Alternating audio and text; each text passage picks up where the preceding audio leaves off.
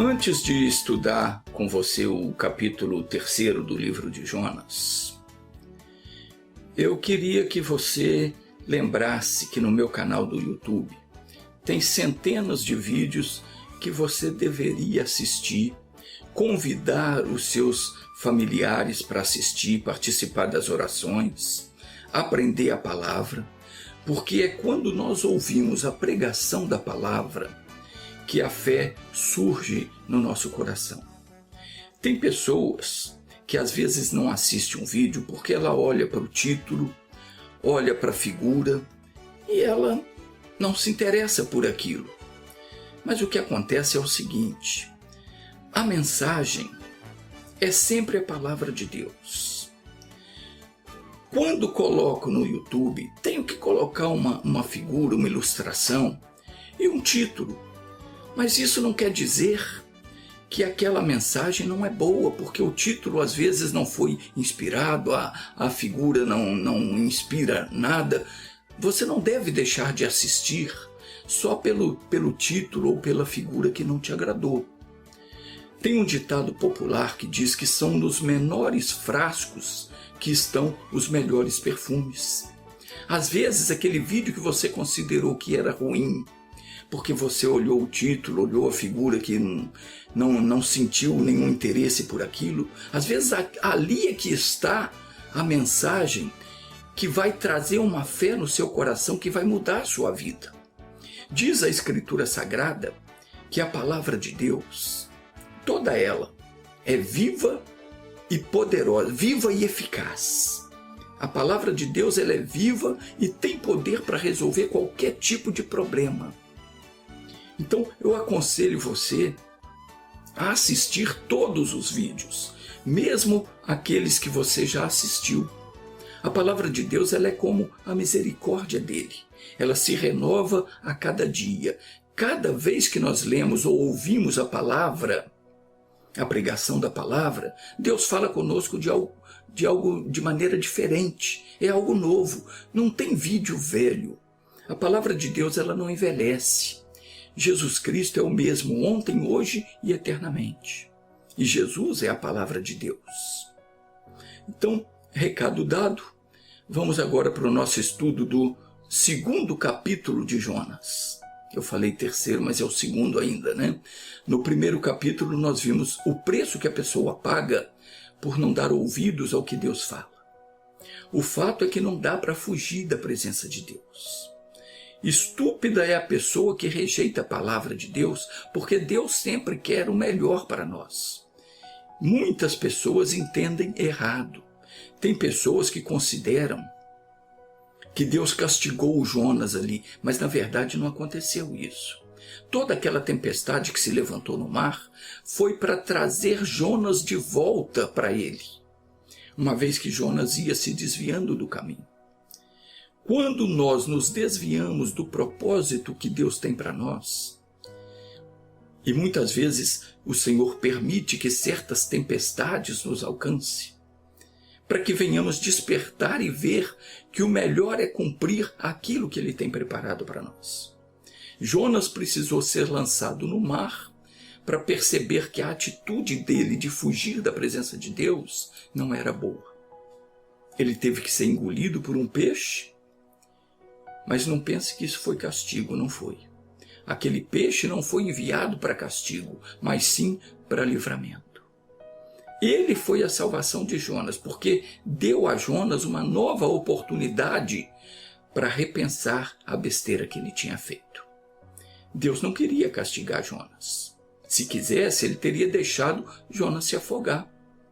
Mas às vezes Deus permite que passemos por certa tribulação para que nós despertemos e vemos que o caminho que estamos seguindo é errado. No último versículo do capítulo 1 de Jonas, diz assim: deparou, pois, o Senhor um grande peixe para que tragasse a Jonas. E esteve Jonas 3 dias e 3 noites nas entranhas do peixe. E orou Jonas ao Senhor seu Deus das entranhas do peixe. Estamos estudando o capítulo 2 agora, a oração de Jonas. Orou Jonas ao Senhor seu Deus das entranhas do peixe e disse: na minha angústia clamei ao Senhor. E ele me respondeu: do ventre do inferno gritei, e tu ouviste a minha voz. Porque tu me lançaste no profundo, no coração dos mares, e a corrente me cercou. Todas as tuas ondas e as tuas vagas têm passado por cima de mim. E eu disse: lançado estou de diante dos teus olhos. Todavia tornarei a ver o templo da tua santidade. As águas me cercaram até a alma, o abismo me rodeou, e as algas se enrolaram na minha cabeça. Eu desci até os fundamentos dos montes, e os ferrolhos da terra correram-se sobre mim, para sempre. Mas tu livraste a minha vida da perdição, ó Senhor meu Deus. Aqui tem alguns pontos que eu quero estudar com você. Primeiro, quando Jonas viu que não tinha mais o que fazer, quando ele viu que para o seu caso não tinha mais solução, ele havia chegado ao fundo do poço, ou seja, estava, como ele mesmo disse, no ventre do inferno. Aí é que ele resolveu buscar a face de Deus. Aí é que ele foi orar. Enquanto ele achava que podia resolver a situação do jeito dele, ele não queria nem saber. E muitas vezes é isso que a pessoa faz. Enquanto dá para levar, ela vai levando. Ela se conforma com uma dificuldade aqui, um probleminha ali. O vento sopra de um lado, sopra do outro. O barco balança, mas ela insiste em remar contra a correnteza. Às vezes as coisas não vão bem, mas a pessoa insiste em continuar lutando, em continuar fazendo aquilo que ela sempre fez e que não está dando certo. Ela diz que crê em Deus, mas ela acha que não vai adiantar, que Deus não vai ajudar. Então ela tenta resolver as coisas do jeito dela. Está vendo que a situação piora a cada dia, cada vez mais.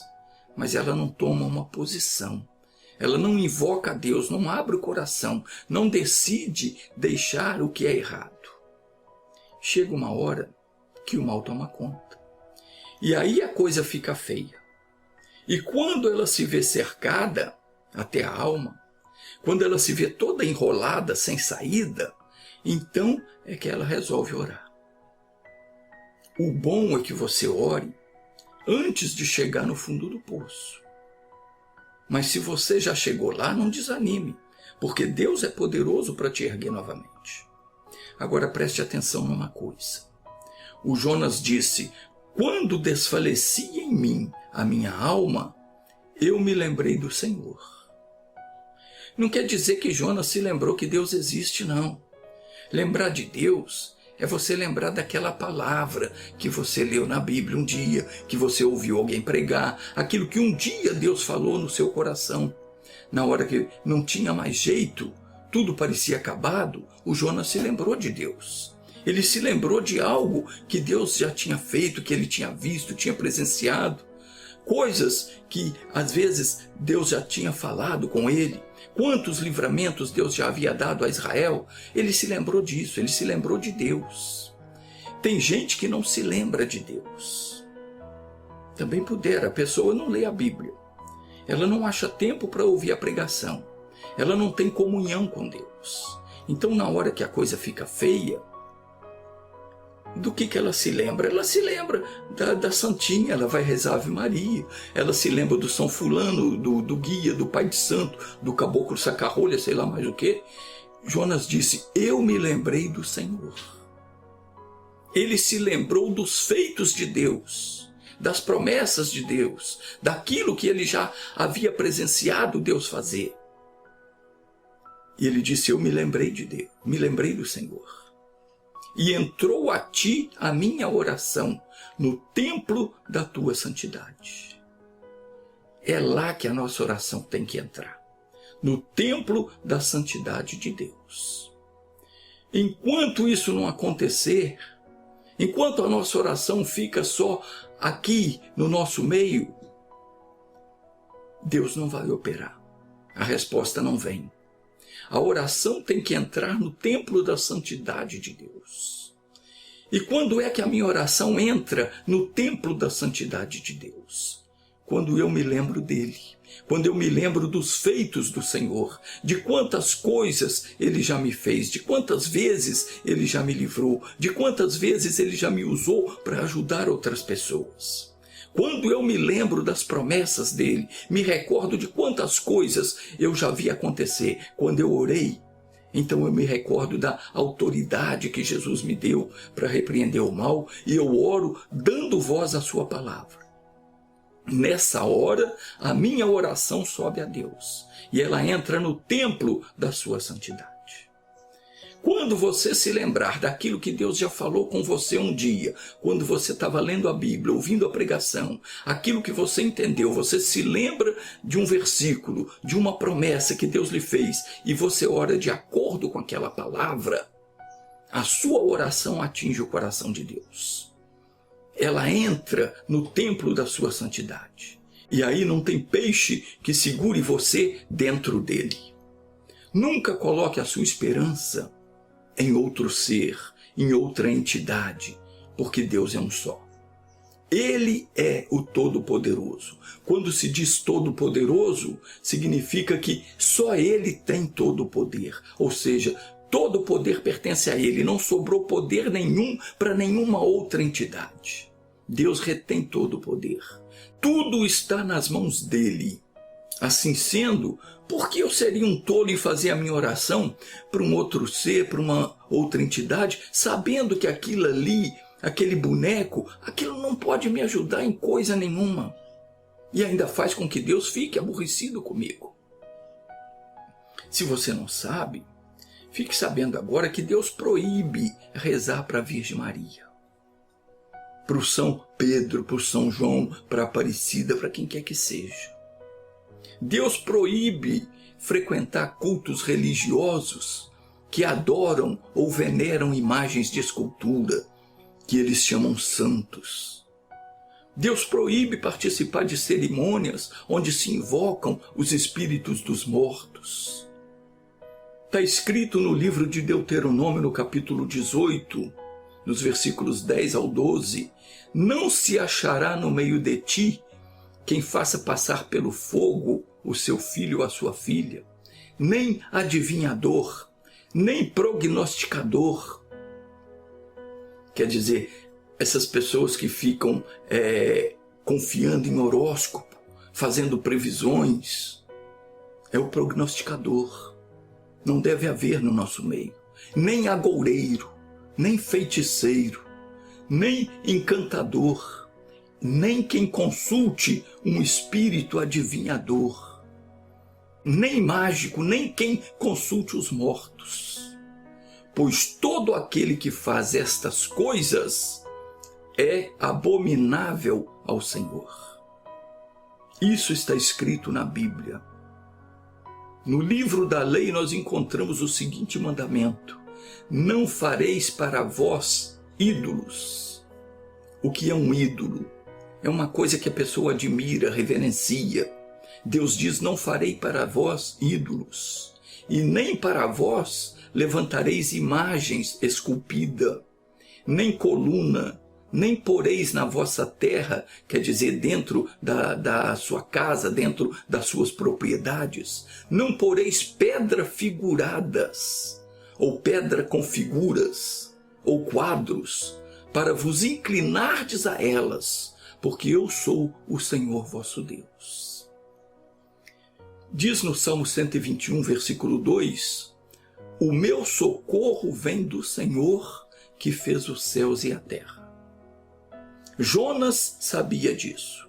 Veja o que ele diz aqui no versículo 8, os que observam as vaidades vãs deixam a sua própria misericórdia.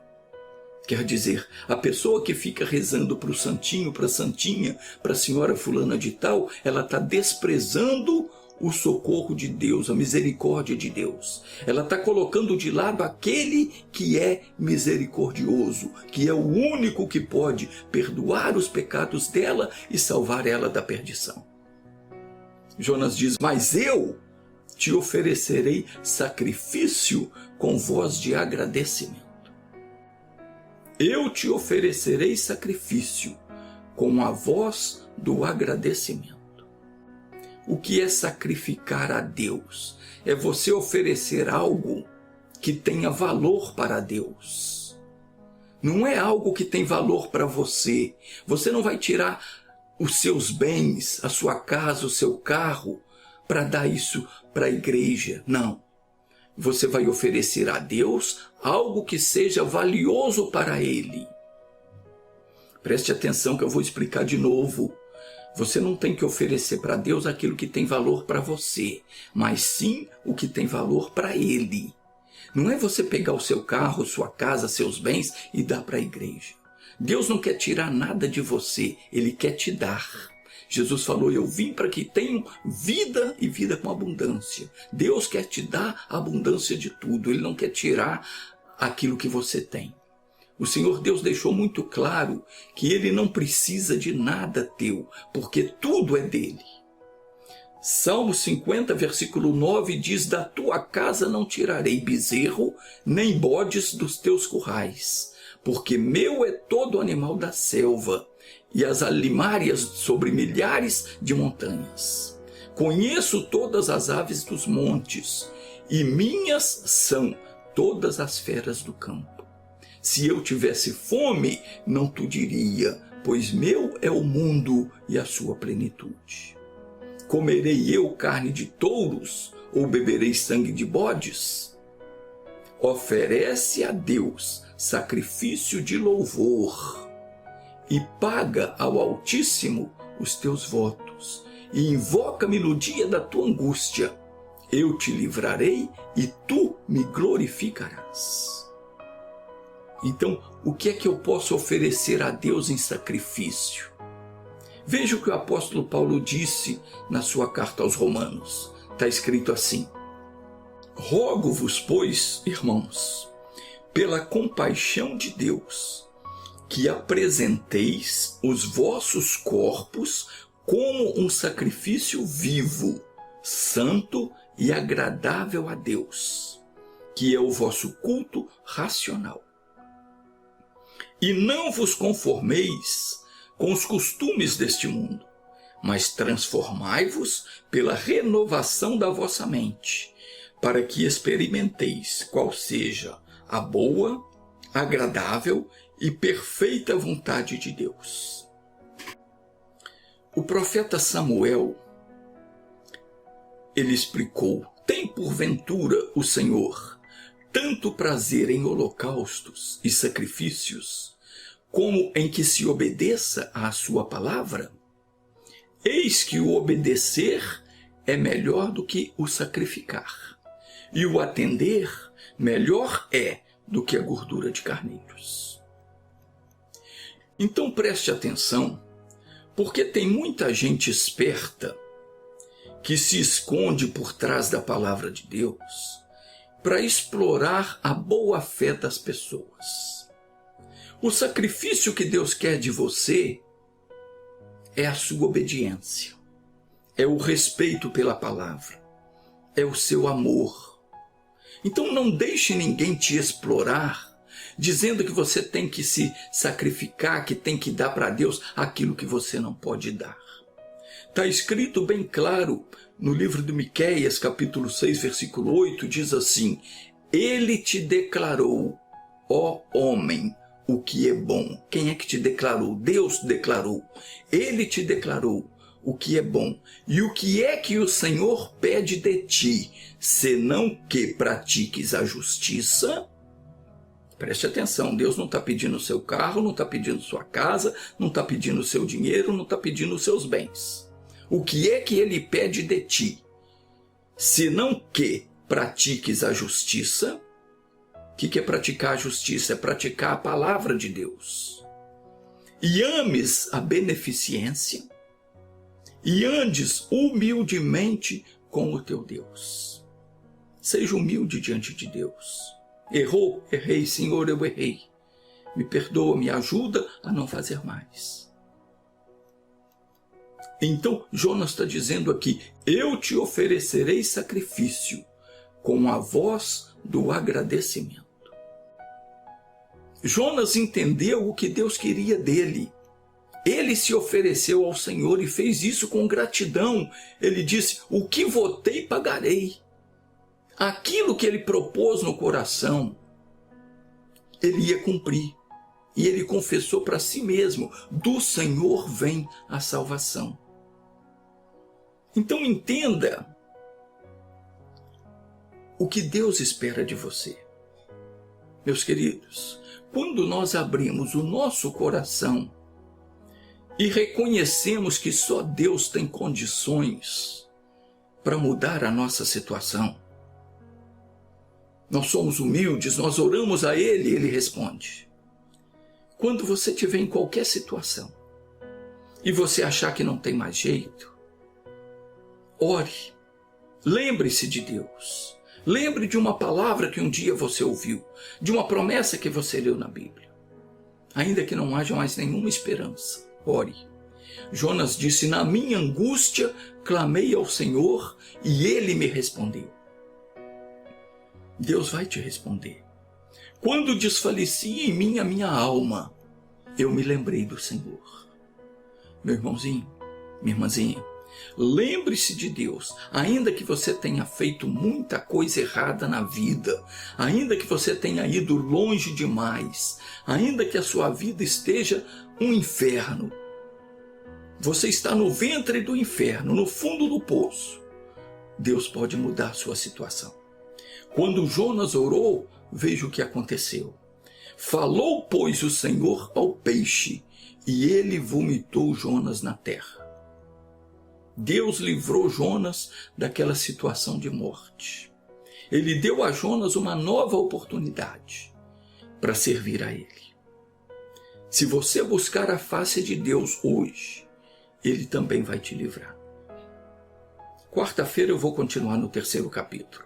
Se você não assistiu o primeiro, assista. Se você ainda não se inscreveu no meu canal, inscreva-se, ative todas as notificações que é para você ser avisado quando eu postar um novo vídeo. Agora feche os olhos, curve a sua cabeça, vamos orar. Meu Deus, muitas vezes nós achamos que a nossa estrada terminou, que não tem mais jeito, que está tudo acabado. Mas isso não é verdade. O Senhor Jesus disse que aquele que nele crê, ainda que esteja morto, viverá. Pai, eu oro por essa pessoa que está falida, pela pessoa que está com a vida toda destruída, pela pessoa que não suporta mais a dor, a angústia, o sofrimento. Deus, essa pessoa que está internada num hospital, essa que o doutor disse já fizemos de tudo que era possível. Oh meu Deus, não tem impossíveis para o Senhor. Visita essa pessoa no seu leito de dor. Visita essa que não tem mais forças para orar. Eu oro por ela. Em nome de Jesus Cristo, eu ordeno ao peixe, digo, ô demônio, você que abocanhou essa pessoa, solte a vida dela, devolva tudo o que você tirou dela. Eu te amarro, eu te acorrento, eu te ordeno em nome de Jesus, sai, vai embora e não volte mais. Meu Deus, visita com a tua sabedoria, com a tua misericórdia, com o teu amor, com a tua bênção, a família da dona Naira Carneiro, que escreveu pedindo a minha oração. Eu coloco nas tuas mãos a vida dela, do esposo Pedro Calixto, do filho Alessandro Carneiro e todas essas pessoas que estão orando comigo. Pai, eu as entrego em tuas mãos. Que a bênção do Senhor alcance cada pessoa cujo coração é temente a ti. Em nome de Jesus, assim seja. Amém. Deixa eu recomendar para você um vídeo que tocou o meu coração. Deus me fez lembrar, anote aí, depois você vai no meu canal do YouTube, procura pelo vídeo 169. Mas eu quero que você assista e preste muita atenção naquilo que você vai ouvir. porque Deus tem algo muito importante para falar com você nesse vídeo. Fique na paz.